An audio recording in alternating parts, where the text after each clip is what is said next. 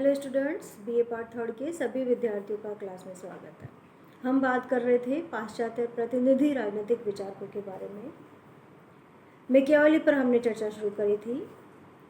Machiavelli की पद्धति के बारे में जानते हुए मैकियावेली के मानव स्वभाव संबंधी विचार, मैकियावेली के धर्म और नैतिकता संबंधी विचारों के बारे में हमने पिछली क्लास में बात करी थी। आज हम बात करेंगे मैकियावेली के राजा के आचरण के सिद्धांतों के बारे में। राजा के आचरण के सिद्धांतों के बारे में जानने से पूर्व हम ये देखेंगे कि राज्य की उत्पत्ति के बारे में और उसके विस्तार के बारे में मैकियावेली के क्या विचार है।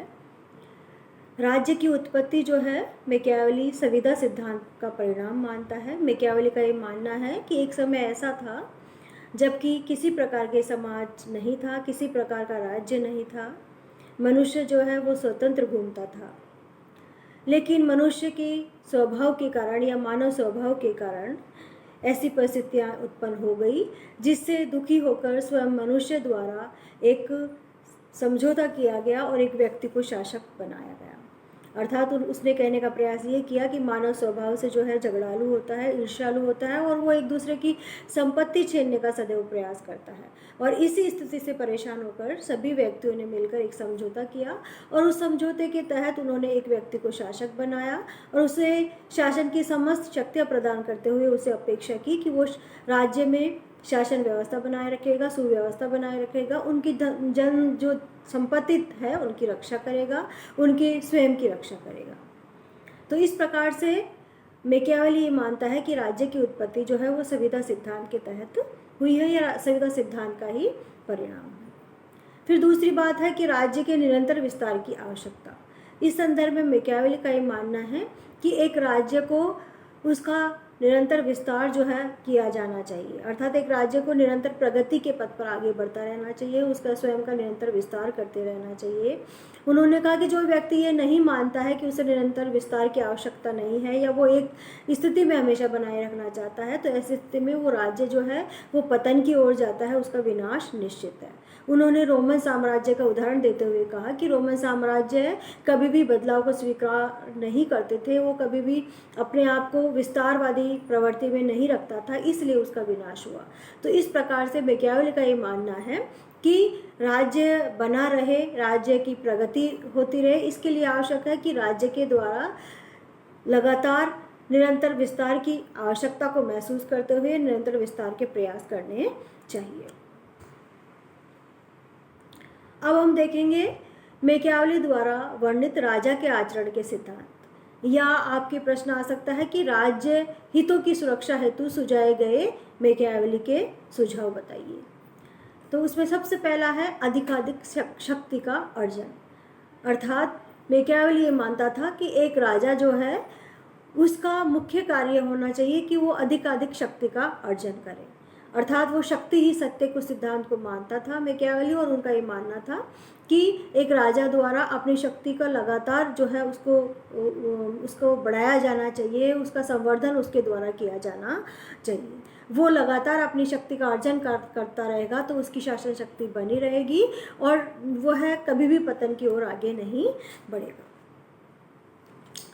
दूसरी बात मैकियावेली ने कही कि शक्ति के अर्जन में साम, दाम, दंड और भेद को अपनाना।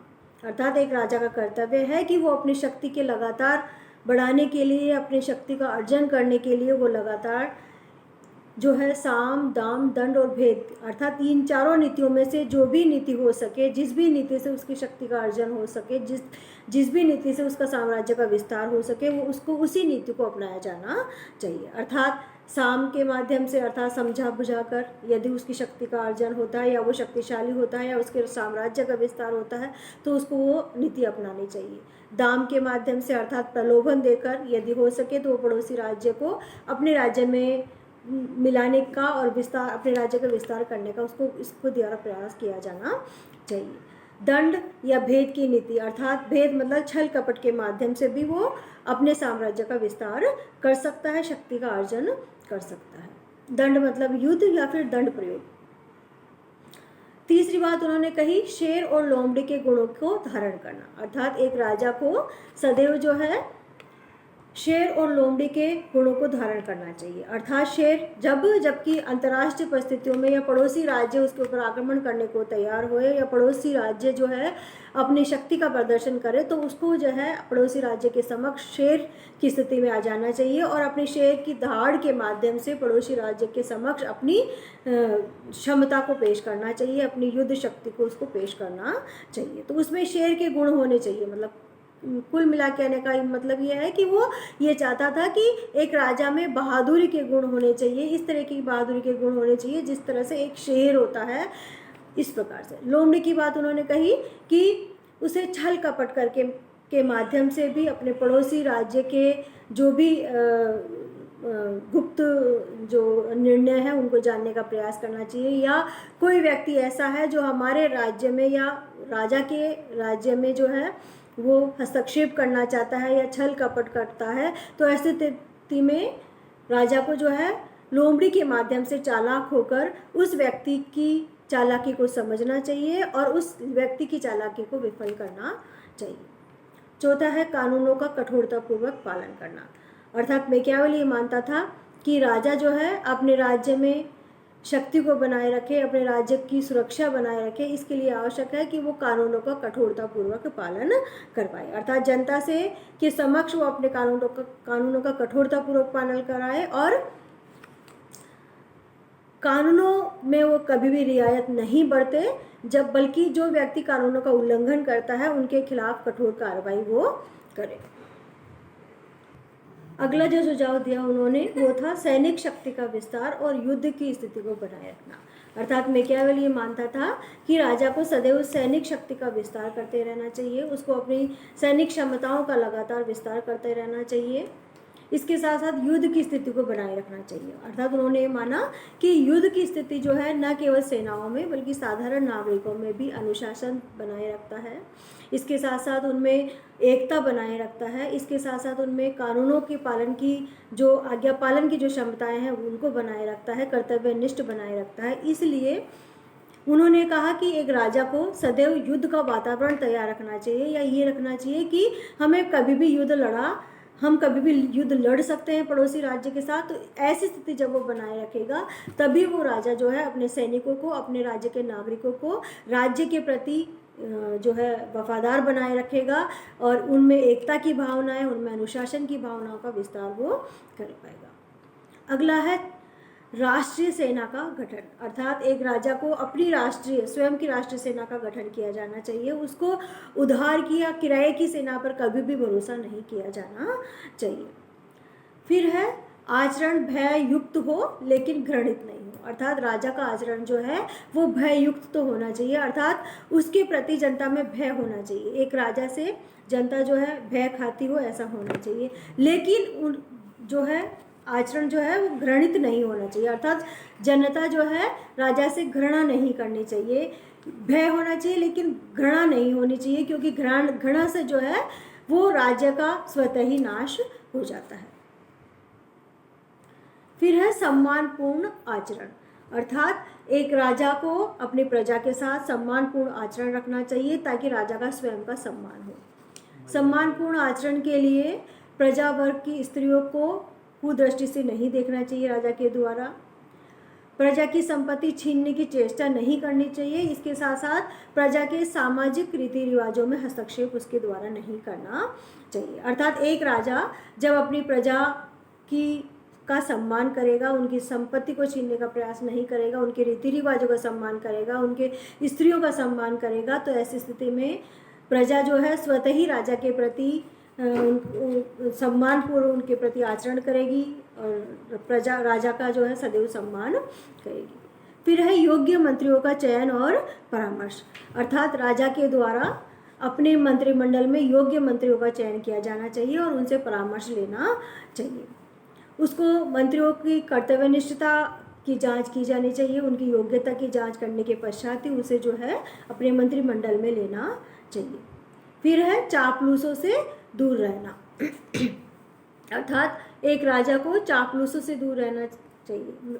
मैकियावेली ने कहने का प्रयास किया कि स्वयं की स्तुति हर व्यक्ति जो है सुनना चाहता है, या स्वयं की प्रशंसा हर व्यक्ति सुनना चाहता है, लेकिन एक राजा को इस चीज़ों से सावधान रहना चाहिए और चापलूसों से वो सदैव दूर रहे। चापलूसों की बातों में आकर वो जो है अपने राज्य को हानि नहीं पहुंचा ले, ऐसी स्थिति में उसको ध्यान रखना चाहिए। फिर है मितव्ययता लेकिन साथ ही उदारता, अर्थात एक राजा को मितव्ययता तो बरतनी ही चाहिए कि उसे अनावश्यक खर्चे नहीं करने चाहिए। उसका राजकोष जो है वो कभी भी खाली नहीं होना चाहिए। उसके द्वारा ये ध्यान रखना चाहिए कि उसके राज्य में गरीबी स्थिति नहीं आए, इसके लिए उसको राजकोष को सदैव भरा हुआ रखना चाहिए और उसमें से कम पैसा खर्च करना चाहिए। इसके साथ साथ उन्होंने कहा कि लेकिन उसे उदारता भी बरतनी चाहिए, अर्थात प्रजा के प्रति उसे उदार भाव रखने चाहिए, अर्थात युद्ध में जीता हुआ जो भी खजाना होता है या जो भी धन दौलत है वो उसे प्रजा में बांट देनी चाहिए। फिर है व्यापार और वाणिज्य का विकास, अर्थात एक राजा को सदैव ही व्यापार और वाणिज्य के विकास के लिए प्रयास किया जाना चाहिए। उसे ध्यान रखना चाहिए कि उसके राज्य में व्यापार जो है पल्लवित हो और वाणिज्य जो है उसका भी उसको व्यापार और वाणिज्य के विकास के माध्यम से उसे उसकी जनता जो है वो समृद्ध होगी। उसको इस चीज़ को ध्यान में रखकर उसको सदैव उनके विकास के लिए जो प्रयास किए जाने चाहिए। फिर है कला और साहित्य में रुचि, अर्थात राजा को कला और साहित्य के प्रति अरुचि नहीं रखनी चाहिए, बल्कि कला और साहित्य के प्रति उसे रुचि रखनी चाहिए। और ऐसे लोग जो कि अच्छा कलाकार होता है या अच्छा साहित्यकार होता है उसको उससे प्रोत्साहित किया जाना चाहिए।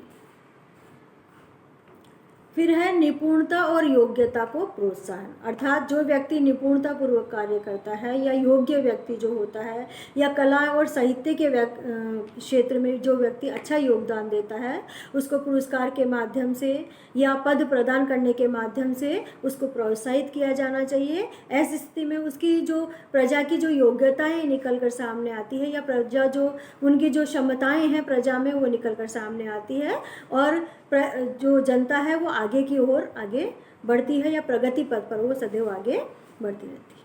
फिर है अंतर्राष्ट्रीय क्षेत्र में शक्ति संतुलन, अर्थात एक राजा को अंतर्राष्ट्रीय क्षेत्र में भी शक्ति संतुलन बनाए रखना चाहिए, अर्थात उसे देखना चाहिए कि उसके आस पड़ोस के राज्य जो है वो उससे अधिक शक्तिशाली ना हो जाए, क्योंकि यदि ऐसा होता है कि पड़ोस के राज्य अधिक शक्तिशाली हो गया है तो ऐसी स्थिति में उस राष्ट्र की सुरक्षा को खतरा उत्पन्न हो सकता है।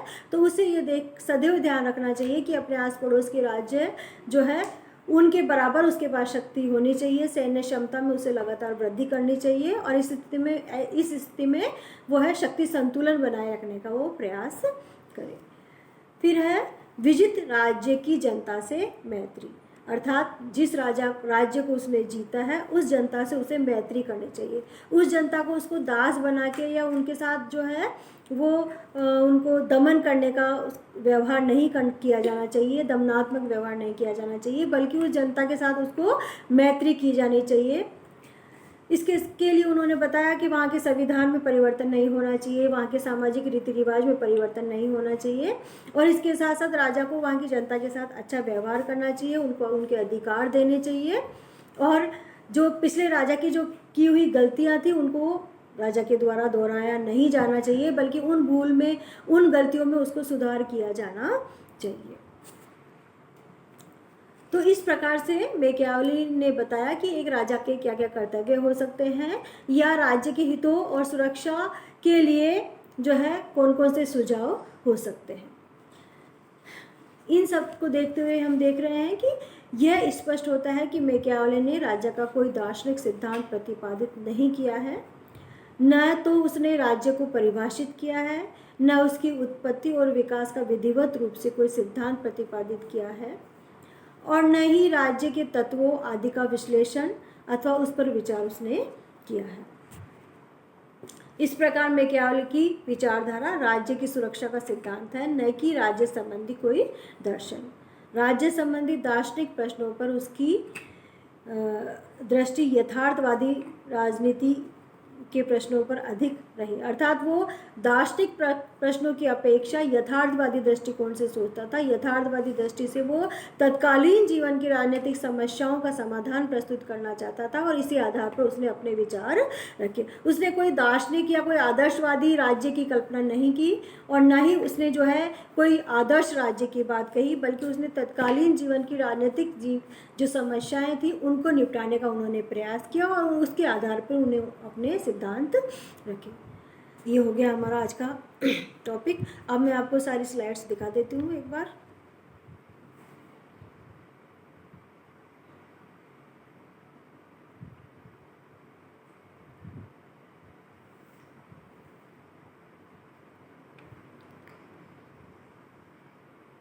इनके माध्यम से आप शॉर्ट नोट्स तैयार कर सकते हैं।